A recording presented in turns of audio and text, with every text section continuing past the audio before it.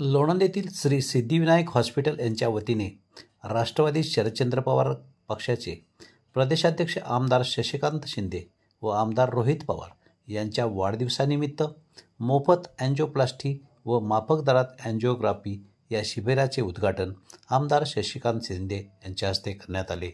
यावेळी डॉक्टर नितीन सावंत, उत्तमराव सावंत, बाळासाहेब शेळके, संदीप शेळके, किसनराव धायगुडे, रघुनाथ शेळके, सुरेश शेळके, सुनील यादव, कांतीलाल शेळके, मोहन क्षीरसागर, मस्कोअण्णा शेळके, के गायकवाड आदी मान्यवर उपस्थित होते। याप्रसंगी अँजिओप्लास्टी केलेल्या रुग्णांचा सत्कार आमदार शशिकांत शिंदे यांच्या हस्ते करण्यात आला। कार्यक्रमाला मोठ्या संख्येने ग्रामस्थ, रुग्ण व कार्यकर्ते उपस्थित होते। यावेळी पत्रकारांशी बोलताना आमदार शशिकांत शिंदे म्हणाले की आज दिवसभर वाई असो, महाबळेश्वर असो किंवा खंडाळा तालुका असो, आपल्या राष्ट्रवादी शरदचंद्र पवार गटाच्या माध्यमातून ज्या बैठका घेतल्या त्या बैठकांना आपला कसा काय प्रतिसाद मिळाला? असं आहे की आज माझ्या वाढदिवसाचं औचित्य साधून सामाजिक उपक्रम म्हणून डॉक्टर नितीन सावंत आणि त्यांच्या सहकार्याने गरीब आणि या भागातील असलेल्या जनतेला मोफत अँजिओप्लास्टी आणि अँजिओग्राफी अशा प्रकारचा उपक्रम 1 महिन्यासाठी राबवलेला आहे। मला वाटतं की या परिसरामध्ये सगळ्यात प्रसिद्ध अशा प्रकारचे हॉस्पिटल या सामाजिक उपक्रमातून एक दायित्व त्यांच्यामध्ये असलेल्या लोकांच्यासाठी काम करण्याची तळमळ यातून त्यांनी दाखवलं, त्यामुळे आभार व्यक्त करतो। आज राज्याचा, महाराष्ट्राचा प्रदेशचा अध्यक्ष म्हणून आदरणीय शरद पवार साहेबांच्या आशीर्वादाने या पक्षाची जबाबदारी मला मिळालेली आहे। आज महाराष्ट्राचा दौरा करत असताना, विशेषतः अवकाळी पाऊस वगैरे, आंदोलन वगैरे सगळं करत असताना पक्षपातीच्या संदर्भात प्रयत्न करत आता सातारा जिल्ह्यामध्ये आलेलो होतो आणि सातारा जिल्ह्यामध्ये आल्यानंतर पहिल्या प्रथम आज महाबळेश्वर, पाचगणी, वाडी आणि खंडाळा कार्यकर्त्यांची हितगुज करण्यासाठी, कार्यकर्त्यांचं मन जाणून घेण्यासाठी बैठक घेतली होती। कारण आपण बघितलं असेल की आता आरक्षण जाहीर झालेले आहे। महानगरपालिका, नगरपालिका, महापालिका, नगरपंचायत आणि या सगळ्या निवडणुका आता जाहीर झालेल्या आहेत। यामध्ये कधी निवडणुका लागतील, साधारणतः जानेवारीच्या आत घ्यावा असं सुप्रीम कोर्टाचा आदेश असल्यामुळे नोव्हेंबर ते जानेवारीपर्यंत अशी निवडणुका होऊ शकतात। म्हणून कार्यकर्त्यांच्या बरोबर चर्चा करून येणाऱ्या निवडणुकीला आपण त्या ठिकाणी समोर जायचं अशा प्रकारचा विचार विनिमय करण्यासाठी या बैठका होत्या।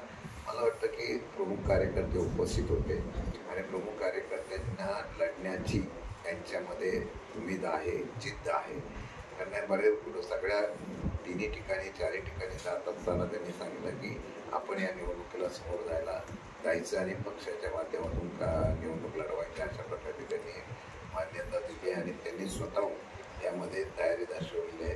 हे बदल आहे आणि मला वाटतं की सामान्य जनतेच्या मनामध्ये जो काही आता रोष आहे शेतकऱ्यांपासून सगळ्या लोकांचा, जास्त लांब बनत आहे। मग अशी मला एकाने सांगितलं की एका दुसऱ्यांना नोकरी मिळत नाही, असे सगळे वेगवेगळे प्रश्न आहेत। या प्रश्नाच्या संदर्भात रोष आहे, तो जर निवडणुकीच्या माध्यमातून लोकसभेसारखा जर परिवर्तन करण्याचे लोकांनी मनामध्ये ठरवलं, 100% हा विजय होऊ शकतो, हा विश्वास माझ्या कार्यकर्त्यांमध्ये आहे, तो जाणवला। आपण आता लोकसभेला उभं येता त्यावेळेस खंडाळा तालुका असेल किंवा वाई, महाबळेश्वर यामध्ये किंवा संपूर्ण जिल्ह्यामध्ये आपल्याला भरभरून मतदान मिळालं। मग आपण निवडणुकीला सामोरं जाताना, जिल्हा परिषद, पंचायत समिती असो किंवा नगरपालिका यांच्या सामोरं जाताना महाविकास आघाडी म्हणून जाणार की राष्ट्रवादी शरदचंद्र पवार पक्ष म्हणून जाणार? मी अख्ख्या महाराष्ट्राचा प्रदेशाध्यक्ष झाल्यानंतर मी स्थानिक पातळीवर आम्हाला नेत्यांनी सांगितल्याप्रमाणे अधिकार दिलेले आहेत। त्यांना महाविकास आघाडीमधून प्रत्येक पक्षाच्या आपल्या मित्र पक्षाची चर्चा करावी आणि तशी महाविकास आघाडी म्हणून निवडणुकीला समोर जावं अशा प्रकारच्या सूचना केलेल्या आहेत। जिथे शक्य होईल तिथं जर झालं, तयारी दर्शवली तर ठीक, नाही तर मग ताकदीने स्वतःचा सोबत लढायची अशा प्रकारची भूमिका आम्ही घेणार आहोत। विशेषतः लोकसभेच्या वेळेला मला अभिमान आहे की सगळे पक्ष, सगळे नेते एका बाजूला असताना सुद्धा सामान्य जनतेने, खंडाळा असो, सगळ्या जिल्ह्यातल्या सामान्य जनतेने निवडणूक हातात घेतली होती आणि मला वाटतं खंडाळा त्यामध्ये अग्रेसर होता। शेवटच्या क्षणाला मी निवडणुकीला उभं राहत असताना अशा सगळ्या कार्यकर्त्यांच्या आणि सहकाऱ्यांच्या असलेल्या पाठबळामुळे तो थोडा वेळ मताने आपला पराभव झाला जरी असला जर मी खासदार असतो तर निश्चितपणाने एक प्रश्न भूमिकेमधून सगळे प्रश्न मार्गी लावले असते अशा प्रकारचा विश्वास होता. म्हणूनच त्यांनी सगळ्यांनी खंडाळ्यांनी पाठबळ दिलेलं आहे. जरी खासदार नसलो तरी त्यांचे पुत्रही म्हणून मी काम करणारा असा कार्यकर्ता आहे की तिथून आपल्याला मिळतं तिथं संपर्क ठेवायचा, लोकांशी आपलेपणाने वागायचं, त्यांच्याशी अडचणी जाणून घ्यायच्या, अशा प्रकारचा आम्ही प्रयत्न करतो. मग अशी सुद्धा एका ठिकाणी अपघात झाला, त्या अपघाताच्या संदर्भातून त्या कुटुंबाला कसं मदत करता येते याचा प्रयत्न आम्ही सगळ्यांनी केलेला आहे.